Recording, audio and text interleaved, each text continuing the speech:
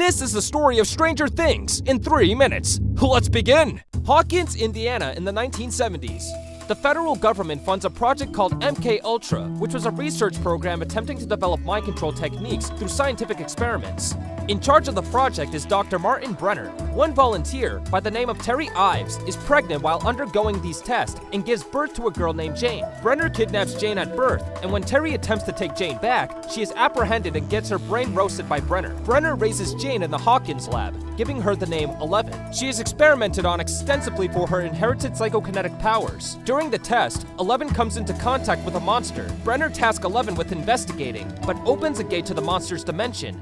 Meanwhile, in the suburbs of Hawkins, a young boy named Will Byers is abducted by the monster and taken to an alternate dimension. Will's mother, Joyce, contacts police chief Hopper, but when he tells her that Will is most likely playing hooky, she starts to take matters into her own hands. Will's friends search for Will, but instead find 11. Jonathan, Will's older brother, explores the woods and comes across a small party at Steve Harrington's house, where Mike's sister Nancy and her best friend Barb are hanging out. Barb is abducted by the monster and disappears. Hopper investigates Hawkins' labs and finds that Brenner is showing fake security tapes and becomes suspicious. Will's body is pulled out of the quarry, and he is pronounced dead. Joyce refuses to believe the body is her son, and Hopper finds the body at the morgue was not real. The boys search for the dimensional gate, but when Elle gets nervous, an argument sparks, and she runs into the woods. Brenner and his team set out to capture 11, but she and the boys get away. Elle finds Will alive near Castle Byers, but Barb is dead. Hopper and Joyce save Will. Jonathan and Nancy try to kill the monster with a bear trap. Brenner and his team find the kids, but are attacked by the monster. Elle saves her friends, but vanishes. Will goes back to his family, and everything is back to normal.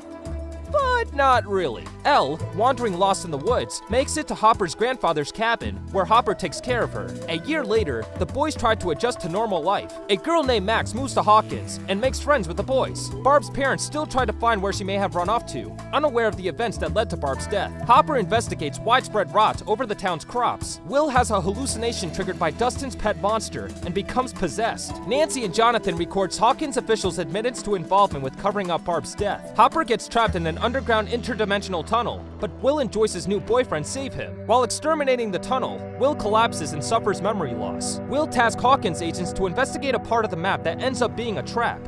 Monsters enter the lab and shut down the circuits, and Bob sacrifices himself to turn the power back on. With the shadow monster controlling Will, the group's only hope is to tie Will up and not let his location be known. Will messages in Morse code to close the gate. The monster finds out their location, but Elle saves the day.